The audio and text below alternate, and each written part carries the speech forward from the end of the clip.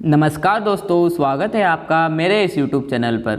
दोस्तों, आपके मन में अभी भी डाउट है कि एग्ज़ाम होगी या नहीं, तो आप लोगों को मैं बता दूं, एग्ज़ाम नहीं होगी। 99% चांस है एग्ज़ाम नहीं होगी, क्योंकि आयोग ने सूचना मीडिया के द्वारा ये स्पष्ट कर दिया है कि एग्ज़ाम नहीं होगी। आयोग का अभी ऑफिशियल नोटिफिकेशन नहीं आया है, लेकिन आयोग जब भी ये नोटिफिकेशन निकालेगा जब शायद एग्ज़ाम डेट दे। लेकिन इस भ्रम में मत रहिए कि एग्ज़ाम रहेगी, तो इसलिए अभी हमारे पास टाइम है मेंस को लेकर। तो दोस्तों, आज की रणनीति पर हम बात करेंगे मेंस और प्री दोनों। हमें क्या करना है, ऐसे सब्जेक्ट पढ़ना है जो मेंस और प्री के लिए है। दोस्तों, हम स्टार्ट करते हैं। देख लीजिए, एग्ज़ाम तो नहीं होगी, ये भी मैंने इसमें डाला था। ये जो थे इसके द्वारा मीडिया ने स्पष्टीकरण दे दिया था, अपना ऑफिशियल विज्ञापन नहीं निकाला है, जल्द से जल्द वो निकाल देगा। तो हमें अभी मेंस और प्री को दोनों को लेकर कवर करके चलना है, क्योंकि हमें मेंस भी देना है, प्री भी देना है। क्योंकि अगर प्री निकाल देते हैं हम, तो हमारे पास मेंस के लिए समय कम बचेगा। तो हमें मेंस को भी साथ में लेके चलना है। अगर हम प्री में जितने टॉपिक दे रखे हैं, अगर इतने मेंस में भी साथ में कंप्लीट कर लेते हैं, तो हम प्री के बाद अगर क्वालिफाई हो जाते हैं, तो मेंस के लिए हमें जो हमारे पास बचे हुए टॉपिक है उनको करने के लिए टाइम मिल जाएगा। तो दोस्तों, हम स्टार्ट करते हैं, हमें कैसे पढ़ना है और अपनी रणनीति कैसे तैयार करना है। दोस्तों, तो आज की रणनीति होगी हमारी मेंस और प्री को लेकर। तो दोस्तों, हम ऐसे टॉपिक देखेंगे जो मेंस और प्री में दोनों में कॉमन है, तो हमें कैसे पढ़ना है ये भी बताएंगे। अगर आप लोगों को ये वीडियो पसंद आता है तो लाइक कीजिए, सब्सक्राइब कीजिए। धन्यवाद दोस्तों। तो हम चलते हैं जो यूनिट 1 है मध्य प्रदेश की यूनिट 1 की तरफ चलते हैं। इसमें पहला टॉपिक दे रखा है हमारा मध्य प्रदेश के इतिहास की महत्वपूर्ण घटनाएं, प्रमुख राज्यवंश। तो दोस्तों, प्रमुख राज्यवंश हमारे पेपर 1 जो हिस्ट्री का है, उसमें यूनिट 5 जो पार्ट है उसकी यूनिट 5 में हमारे मध्य प्रदेश की प्रमुख रियासतें दे रखी है। तो आप सबसे पहले तो ये काम कीजिए, अगर आप के पास सिलेबस अभी नहीं है हार्ड कॉपी में, तो आप वीडियो को रोकिए, हार्ड कॉपी में सिलेबस को अपने पास रखिए और जैसे जैसे मैं पेपर बता रहा हूँ उस पेपर में आप देखिए और वहाँ से अपने को मिलाइए कि हाँ बिल्कुल सही है, और उसमें और प्री में दोनों में कॉमन है। तो हमें उस तरीके से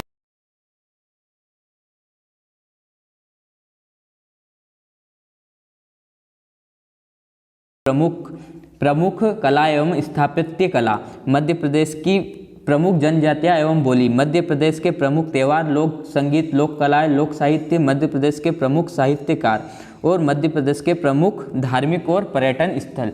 तो दोस्तों, ये हमारे पेपर 1 जो पार्ट है उसके यूनिट 4 में पूरी मध्य प्रदेश से है, मध्य प्रदेश की हिस्ट्री से, मतलब उससे। तो इसमें संस्कृति और सब कुछ आ जाएगा। जो हमारा पेपर 1 है, जो पार्ट 1 है और उसकी यूनिट 4, उसमें आप निकाल के अभी देखिए, और उसमें और इसमें कोई भी असमानता नहीं है। बिल्कुल आपको 90% तक समानताएं मिलेगी। तो अगर आप यही कंप्लीट कर ले तो आपका प्री में भी कंप्लीट होने के चांस फुल है।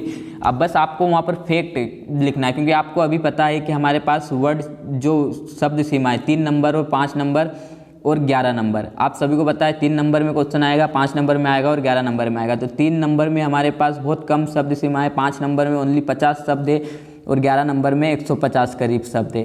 तो दोस्तों, आप लोग समझ सकते हो कि 5 नंबर और 3 नंबर अगर हम मेंस में और प्री में अगर प्री ही पढ़ेंगे तो मेंस में 3 नंबर और 5 नंबर में तो हम कवर कर सकते हैं। बस 11 नंबर की बात रही है, तो 11 नंबर के लिए हम अलग से कुछ भी उसमें अलग से पढ़ सकते हैं। तो ये हमारा पहली कंप्लीट हो गई यूनिट। इसमें आपको मैंने बता दिया है जो साहित्यकार है क्या है, मध्य प्रदेश के प्रमुख साहित्यकार व उनकी कृतियाँ अलग से नहीं दिया गया है, परंतु ये टॉपिक आर्ट एंड कल्चर में आता है, तो इसमें से पूछा जा सकता है, ठीक है। और एक जो प्रमुख जनजाति और बोली है, ये भी हमारे पेपर 1 जो है उसकी पार्ट बी वाला जो यूनिट 3 है और पेपर 2 के पार्ट बी और यूनिट 5 इन दोनों से है संबंधित है। तो आप उसमें निकाल के देख लीजिए। अगर आप इसको पहली यूनिट को पढ़ना स्टार्ट करते हैं तो आप इन पेपर को भी मिलाइए और इन पेपर के हिसाब से टॉपिक को भी ऊपर लिखकर मेंस की आंसर राइटिंग करना स्टार्ट कर दीजिए। क्योंकि दोस्तों, अगर आप प्री निकाल जाते हो तो प्री निकालने के बाद मेंस के लिए आपके पास टाइम नहीं बचेगा। इसलिए दोस्तों, आपको अभी से लग जाना है अपने पूरे हिम्मत के साथ और मेहनत के साथ। दोस्तों, हमारी ये एक यूनिट कंप्लीट होती है। अब दूसरी यूनिट की तरफ चलते हैं हम। दूसरी यूनिट में हमारे पास है भारत का इतिहास। दूसरी यूनिट भारत का इतिहास। तो दोस्तों आप सभी को पता है भारत के इतिहास में तो देखो प्राचीन एवं मध्यकालीन भारत के इतिहास की प्रमुख विशेषताएं, घटनाएं, उनकी प्रशासनिक, सामाजिक तथा आर्थिक व्यवस्था है। तो ये हमारे पेपर 1 जो है पार्ट 1 उसमें यूनिट 1 और यूनिट 2 जो है पूरी उससे रिलेटेड है।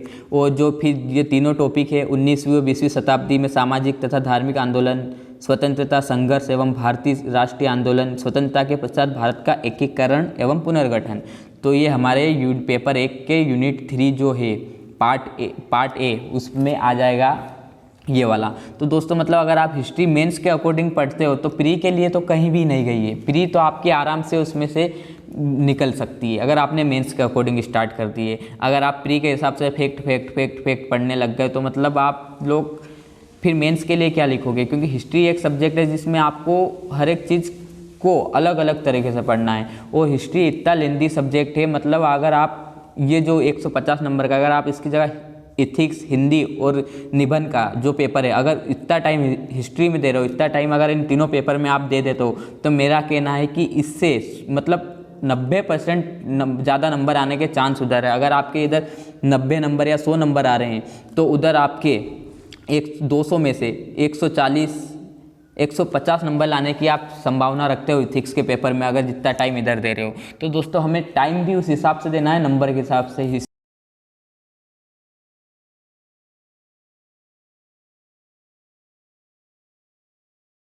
आपको पता है 10वीं 12वीं में भी क्या होता है, एक मानसिकता बनी रहती है कि जो सामाजिक विज्ञान है या हिस्ट्री है उसमें यही रहता है कि उसकी मानसिकता रहती है कभी भी 5 में से 5 नंबर मिलने की नहीं संभावना रहती है। तो हिस्ट्री में सबके साथ ऐसा ही है।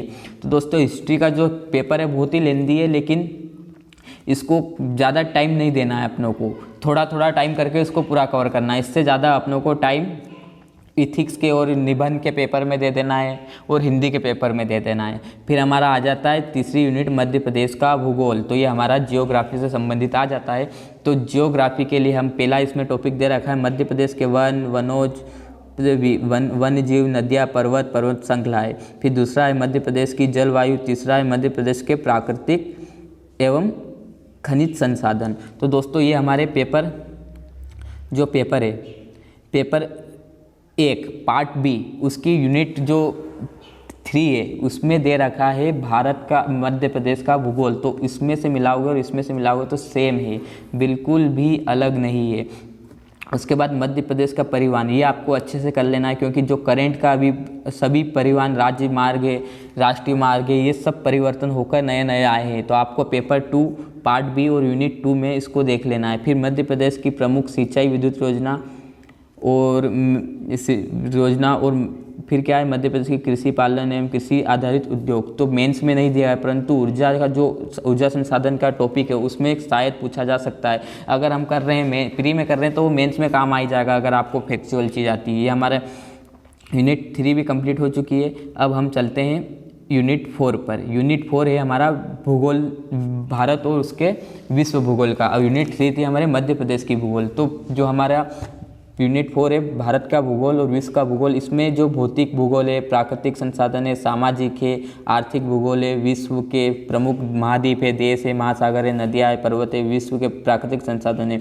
तो पूरा के पूरा प्री का मेंस में जो पेपर 1 है पार्ट बी है उसकी यूनिट और यूनिट 2 में आपको पूरा के पूरा मिल जाएगा। ये जितने भी टॉपिक है ये आप एक बार उठा के देख लीजिए। बस थोड़ा 1-2 इधर से उधर हो सकते हैं। आपको मेंस में कृषि भी पढ़ना है तो वन्य जीव भी पढ़ना है, राष्ट्रीय उद्यान भी पढ़ना है, जनसंख्या भी पढ़ना है, जनांकी भी पढ़ना है, उद्योग भी पढ़ना है, फिर विश्व में महाद्वीप भी पढ़ना है, देश भी पढ़ना है, महासागर भी पढ़ना है, नदियाँ भी पढ़ना है, पर्वत भी पढ़ना है, भूकंप भी पढ़ना है। ये जो भौतिक विशेषता में अपन को भूकंप भी पढ़ लेना है, ज्वालामुखी भी पढ़ लेना है, ज्वार भाटा भी पढ़ लेना है, हमको सब कुछ पढ़ लेना है। फिर ये जो परंपरा एवं गैर परंपरा स्रोत है, ये हमारा मेंस का जो है ना पेपर 3 यूनिट 8 उसमें पूरा टॉपिक है परंपरागत और गैर परंपरागत ऊर्जा के स्रोत। तो हमें पेपर 3 में ये कंप्लीट कर लेना है। तो हमारे ये जो यूनिट 4 है उसका आखिरी वाला पॉइंट क्लियर हो जाएगा। फिर हम चलते हैं 5वें यूनिट की तरफ। 5वीं यूनिट है हमारी राज्य की संवैधानिक व्यवस्था से।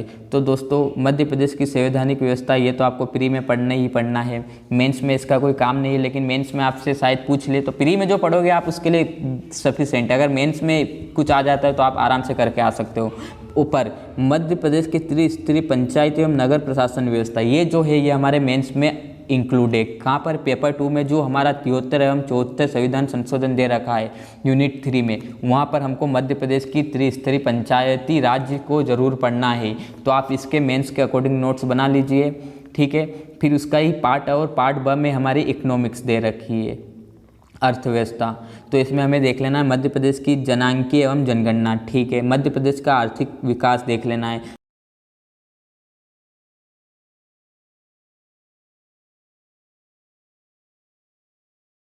कोई अकॉर्डिंग तैयार करना है तो हमारा प्री में भी हो जाएगा। फिर मध्य प्रदेश की जातियाँ, अनुसूचित जातियाँ, जनजातियाँ, राज्य की प्रमुख कल्याणकारी योजना, इनके लिए जो योजना लाई गई है उसको पढ़ना है। तो हमें पढ़ना है पेपर 2 के पार्ट बी में यूनिट 5 में जो मातृ जनजातियाँ है उन जनजातियों के लिए पढ़ना है, और जनजातियों में हमें योजनाओं को भी इंक्लूड कर देना है, ठीक है दोस्तों। फिर हमें कृषि से संबंधित भी पढ़ना है, इसमें ही जो कृषि से संबंधित अनुसूचित जाति और जनजाति के लिए आती है उस योजना को भी इससे कंप्लीट कर लेना है। फिर हम 6वीं यूनिट पर चलते हैं। तो 6वीं यूनिट आ जाती है हमारी भारत की राज्य व्यवस्था, भारत का संविधान। तो दोस्तों ये सब्जेक्ट बहुत ही इंटरेस्टेड है, आप इसको पढ़ोगे तो मतलब आपको बहुत ज़्यादा इंटरेस्ट आएगा, और इंटरेस्ट आने के साथ साथ आप बहुत सारी चीज़ों को समझने के लिए व्याकुल हो जाओगे। मतलब आपको मन में विचलित हो गए, नहीं मुझे पढ़ना है, इसमें क्या है, कैसे हमारे अधिकार, मतलब आप लोग सब पढ़ोगे ना तो मतलब बहुत ही अच्छा हो। इसको मेंस के अकॉर्डिंग और बनाओगे आंसर फ्रेमिंग में तो काफ़ी अच्छा रहेगा। आप इसको मेंस के अकॉर्डिंग ही पढ़िए, प्री के अकॉर्डिंग तो पढ़िए ही मत, ठीक है। पर प्री के लिए आपको फैक्ट पढ़ना रहता है और मेंस में उसको आप डिस्क्राइब करना रहता है। तो प्री में और मेंस में इसमें मान सकते हैं, पर आप प्री के लिए और मेंस के लिए दो, प्री एक बार बेसिक क्लियर कर लीजिए इसका पॉलिटी का, उसके बाद आप उसको मेंस में लग जाइए। प्री बेसिक से मेरा मतलब है कि संविधान सभा, प्रस्तावना, मौलिक अधिकार, मूल कर्तव्य, नागरिकता, राज्य के नीति निर्देशक तत्व, राष्ट्रपति, प्रधानमंत्री, राज्यपाल, सुप्रीम कोर्ट, फिर हाई कोर्ट, जो भी है CGI है, इन सबको आप एक बार फैक्ट के हिसाब से पढ़ लीजिए। उसके बाद इसको मेंस के अकॉर्डिंग आप तैयार करने की कोशिश कीजिए, को आपको बहुत ही ज़्यादा इंटरेस्ट आएगा, ठीक है दोस्तों। तो इसमें देख लीजिए क्या है, एक तो भारत शासन अधिनियम 1919 और 1935, ये हमारे प्री में ही है ओनली, ठीक है। प्री में हमको 2 ही अधिनियम पढ़ना है। उसके बाद संविधान सभा, प्री मेंस दोनों में पढ़ना है। संघीय कार्यपालिका में मतलब अपने संघ के केंद्र की सरकार आ जाएगी पूरी, संसद, राष्ट्रपति, लोकसभा, राज्यसभा, सब कुछ उसमें ही है। फिर नागरिक के मौलिक अधिकार और मौलिक अधिकार और मौलिक कर्तव्य और राज्य के नीति निर्देशक तत्व, ये हमको पढ़ना है। भी संवैधानिक संशोधन, ये तो प्री और मेंस में भी बहुत है, मतलब इसको 3 नंबर में तो कन्फर्म है कि एक संवैधानिक संशोधन आता ही आता है, और प्री में भी कन्फर्म है आता ही आता है, और एक दो आर्टिकल कन्फर्म है प्री में आना तो, और मेंस में भी। फिर सर्वोच्च न्यायालय और न्यायिक व्यवस्था, इसमें भी हमको पढ़ना, तो ये हमारा पेपर 2 जो पार्ट 1 है यूनिट 1 वो पूरी कंप्लीट इसी से है। फिर उसके बाद हम स्टार्ट करते हैं भारत की अर्थव्यवस्था में क्या है। भारतीय अर्थव्यवस्था, औद्योगिक विकास एवं विदेशी व्यापार, आयात निर्यात, हमें ये चीज़ पढ़ना है। फिर वित्तीय संस्था पढ़ना है हमको। इकोनॉमिक्स में मतलब अर्थव्यवस्था में कुछ ज़्यादा टॉपिक नहीं, बस पार्ट यूनिट 1 है, पार्ट बी की यही पढ़ना है, इसमें ज़्यादा कुछ है नहीं। फिर हमारा 7वां आ जाता है, 7वीं यूनिट में क्या है, विज्ञान एवं पर्यावरण। तो विज्ञान एवं पर्यावरण में हमें ये वाला टॉपिक बहुत ही नया ऐड हुआ है, तो मतलब बहुत सारों को समझ में नहीं आएगा इसमें से क्वेश्चन कैसे बनेंगे, क्या बनेंगे, लेकिन ये आपके लक के ऊपर डिपेंड करता है कि अगर आपने जो पढ़ा है उसी से क्वेश्चन बनकर आ जाए तो मतलब आपकी किस्मत बहुत बढ़िया है। तो दोस्तों फिर भी हमको किस्मत के भरोसे तो बैठना नहीं है, पर अगर पढ़ेंगे तो उसमें से ज़रूर आएगा। फिर भी किस्मत भी कहीं ना कहीं साथ देती है। तो दोस्तों आज हम बात करेंगे ये यूनिट 7 की। इसमें क्या है, विज्ञान के मौलिक सिद्धांत। तो मौलिक सिद्धांत के लिए तो भैया आपको सब कुछ पढ़ना पड़ेगा, बायो, फिजिक्स, केमिस्ट्री, जियोग्राफी, और मान लो अपन जियोग्राफी के बाद हाँ यही चीज़ें मान लो, इनके जितने भी मौलिक सिद्धांत दिए हैं, जैसे बिग बैंग थ्योरी किसने दिए,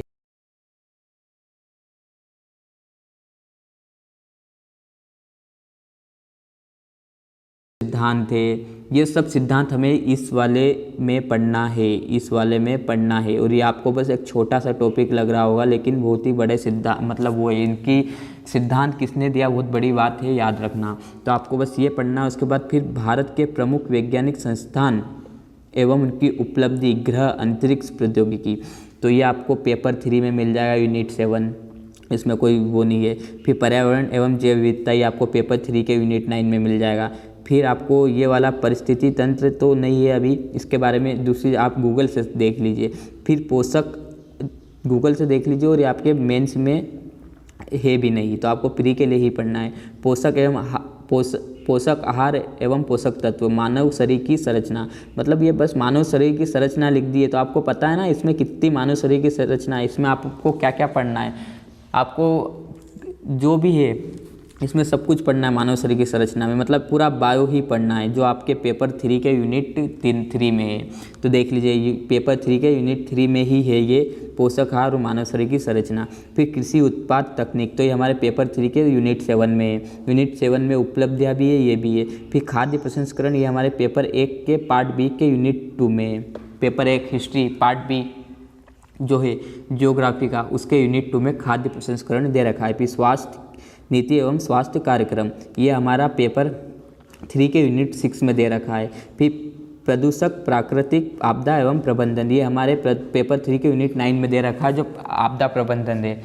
ठीक है दोस्तों, यूनिट 7 हमारी कंप्लीट होती है। मैं आपको जल्दी जल्दी बताने की कोशिश इसलिए कर रहा हूँ क्योंकि अगर ये वीडियो ज़्यादा बड़ा बन जाएगा तो लोग देखना पसंद नहीं करेंगे, क्योंकि जिसको MPPSC निकालना है उसको तो 4-4 घंटे का वीडियो भी दिखा दो तो भी वो देखेगा और वो पढ़ेगा, क्योंकि उसको निकालना है। लेकिन बहुत सारे लोग क्या बस देखते हैं और उसको कोई इंटरेस्ट नहीं आता है, वो स्किप करके चले जाते हैं। पर मैं आपके लिए बहुत ही अच्छी चीज़ बता रहा हूँ, जिससे दोस्तों आप अपना मेंस और प्री दोनों कवर कर सकते हैं। हम अब यूनिट 8 पे चलते हैं। यूनिट 8 तो मतलब दोस्तों इसका तो बहुत ही व्यापक विस्तार है। इसको देखा जाए तो ये करंट से है। करंट में किसी को कुछ नहीं पता रहता, कौन सा डाटा कहाँ से पूछ लिया जाता है। ये भी आपके किस्मत पर ही निर्भर करता है कि आपने वो करंट पढ़ा और अगर आ गया तो मतलब आपके बल्ले बल्ले हो जाएंगे। ठीक है दोस्तों, तो इसमें क्या, पहला तो महत्वपूर्ण व्यक्तित्व एवं स्थान पढ़ना है। ठीक है, MP के पढ़ लेंगे। फिर महत्वपूर्ण घटना MP की और इंडिया की दोनों पढ़ना है। ठीक है, और विदेश की भी, मतलब इंटरनेशनल भी पढ़ना है। फिर भारत एवं मध्य प्रदेश की प्रमुख खेल संस्था पढ़ना और खेल प्रतियोगिता और पुरस्कार पढ़ना है। ठीक है, ये तो मतलब ज़्यादा बड़ा टॉपिक नहीं, अगर इसमें से ही क्वेश्चन आ जाता है। आप सभी को पता होगा 10 क्वेश्चन हर एक यूनिट में से आना संभव है, मतलब 10 क्वेश्चन तो हर एक यूनिट में से आना है तो आना है, मतलब 8वीं यूनिट में से भी 10 क्वेश्चन आएंगे। तो मान सकते हैं इंटरनेशनल जो आएंगे वो भी 3 से 4 क्वेश्चन आने की संभावना, मध्य प्रदेश से भी 3 से 4 आने की संभावना है, मध्य प्रदेश के खेल संस्था और प्रतियोगिता पुरस्कार से भी 2 से 3 नंबर क्वेश्चन आने की संभावना है। फिर हमारा एक और जो नया ऐड हुआ है, सूचना एवं संचार प्रौद्योगिकी, तो दोस्तों इसको लेकर चलते हैं। इसमें इलेक्ट्रॉनिक हमारा मेंस में नहीं है, बस प्री में ही पढ़ना है इलेक्ट्रॉनिक, और इसका बहुत सारे नोट्स अवेलेबल है। आप इसको एक बार पढ़ लेंगे तो समझ में आ जाएगा मेरे हिसाब से। ये सूचना एवं संचार प्रौद्योगिकी दे रखा है, तो इसका मतलब ये है कि बेसिक कंप्यूटर, इसमें अपन को बस ओनली बेसिक कंप्यूटर पढ़ना है सूचना एवं संचार प्रौद्योगिकी में। ठीक है, ये कंप्यूटर नेटवर्क नहीं पढ़ना है इसमें। ये हमारे जो पेपर 3 यूनिट 4 है उसमें पूरा कंप्यूटर दे रखा है, वही बेसिक पढ़ना है। जैसे बेसिक मैं आपको बता दूं, मॉनिटर, इनपुट, आउटपुट, जो भी डिवाइस है, हमें ये चीज़ें पढ़ना है इसमें। फिर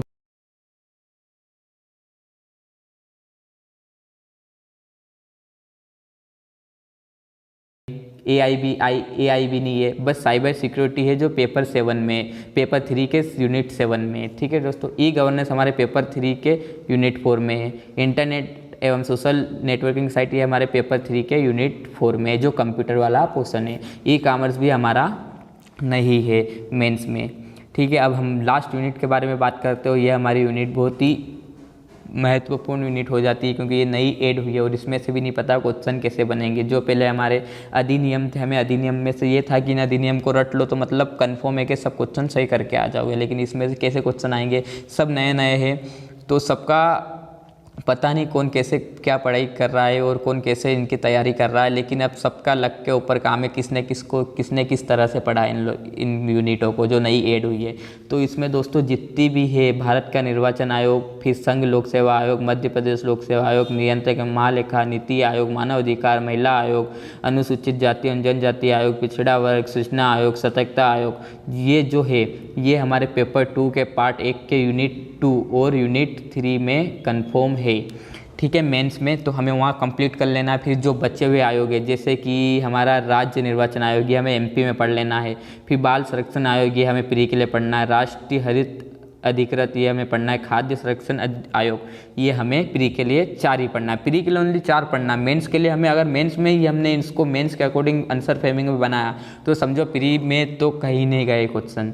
तो दोस्तों ये मेरा आप सभी के साथ सिलेबस डिकोड था, जो प्री और मेंस को लेकर था, जो आपकी इस रणनीति को पूरी तरह से सफल बना सकती है और आपको जीरो से हीरो बनाने की संभावना रखती है, अगर आप इस तरह से पढ़ते हो और इस तरह से अपने नोट्स बनाते हो प्री और मेंस को। अगर मैंने जितनी चीज़ बताई, अगर आपने इस चीज़ों को ही प्री और मेंस के हिसाब से पढ़ लिया, तो मेरा मानना है कि आपका 70% मेंस का सिलेबस कंप्लीट हो जाता है। मेरा मानना है 70%। आपको बस प्री निकालने के बाद 30% ओनली 30% है जो मेंस के लिए अलग से पढ़ना है। वो 30% आप आराम से प्री निकालने के बाद पढ़ सकते हो और आप मेंस है वो भी क्लियर कर सकते हो और इंटरव्यू भी क्लियर करके एक अच्छी पोस्ट ले सकते हो और अपने जो सपने हैं वो साकार कर सकते हो। सबका अपना अपना सपना है कि मैं डीसी बनूं, डीएसपी बनूं, एसडीएम बनूं। तो दोस्तों आप आज से ही इस रणनीति को फॉलो करके अपने सपनों को साकार कर सकते हैं। दोस्तों जो मैंने बताया है, इसको आप अगर अपने जीवन में उतारते हो तो मेरा मानना है कि आप अभी तो धीरे ये एकदम तो नहीं होगा, लेकिन आने वाले टाइम में आप देखोगे जैसे जैसे, तो मतलब आप बोलते हैं ना कि बूंद बूंद से घड़ा भरता है, तो बूंद बूंद से ही आपका घड़ा भराएगा और आप एक दिन डिप्टी कलेक्टर, एसडीएम, डीएसपी होंगे। तो दोस्तों अगर आपको मेरा ये चैनल पसंद आया हो तो आप इसको लाइक कीजिए, सब्सक्राइब कीजिए और शेयर कीजिए दोस्तों के साथ, ताकि बहुत से लोग इसको देख सके और अपने आप को ये महसूस ना करा सके कि एग्ज़ाम पोस्टपोन्ड हो गई तो अब क्या करें, कैसे पढ़े, मेंस पढ़े तो हम कहाँ से स्टार्ट करें, क्या करें। मेंस और प्री कुछ भी नहीं होता, जो मेंस में है वही प्री में रहता है। बस मेंस में हमें थोड़ा बहुत ज़्यादा पढ़ना पड़ता है, जो अगर प्री और मेंस के लिए हम एक जैसा ही पढ़ लेते हैं तो मतलब प्री भी कंप्लीट हो जाती है और मेंस भी कंप्लीट हो जाता है। ठीक है दोस्तों, मैं आपसे एक ही निवेदन करूँगा, अगर आपको मेरा ये चैनल पसंद आता है तो आप मेरे इस चैनल नील MPPSC को सब्सक्राइब कर सकते हैं। अगर आपको ये PDF चाहिए तो मैं आपको अपने टेलीग्राम चैनल पे सेंड कर दूंगा। अगर आपको कोई इंक्वायरी पूछना है, कुछ